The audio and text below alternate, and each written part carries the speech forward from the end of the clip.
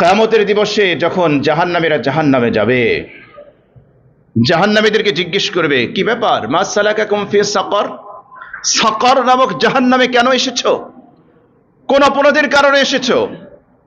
প্রথম যে জবাবটা দিবে, লাম নাকু মিনাল মুসাল্লিন, আমরা মুসল্লি ছিলাম না, আমরা নামাজ পড়ি নাই। জাহান্নামে যাওয়ার প্রথম অপরাধ স্বীকার করবে এটা, লাম নাকু মিনাল মুসাল্লিন, আমরা মুসল্লি ছিলাম না, আমরা নামাজ পড়ি নাই, আমরা বেনামাজি ছিলাম। কোরআন বলছে, ফাখালাফা মিন বা'দিহিম খালফুন আদাউস সালাতা ওয়াত্তাবাউশ শাহাওয়াত ফাসাওফা ইয়ালকাউনা গায়্যা। এরপরে এমন মানুষ আসবে, আদাউস সালাত, নামাজ নষ্ট করে দিবে, ওয়াত্তাবাউশ শাহাওয়াত, প্রবৃত্তির গোলাম হবে, দাসত্ব করবে, প্রবৃত্তির অনুসরণ করবে।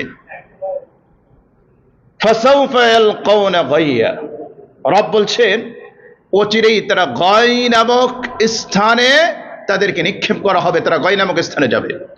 গয় নামক স্থান কি? নবী করিম সাল্লাল্লাহু আলাইহি ওয়াসাল্লাম থেকে তাফসিরে মাযহারিতে কোট করা হয়েছে, সাহাবী উল্লেখ করেছেন, গয় হলো, আল্লাহ রাসূল বলেছেন, জাহান্নামের মধ্যে পাপিষ্ঠ যারা, পাপাচারীরা যারা, তাদের ঠিকানা জাহান্নাম।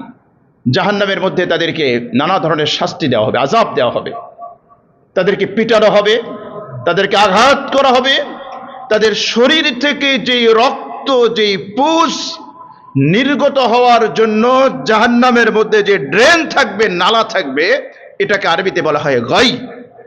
বেনামাজিদের ঠিকানা হবে ওই গয় নামক ওই জায়গায়। কোরআনের কথা এটা, প্রিয় ভাই, এটা কোরআনের কথা, আল্লাহর কথা।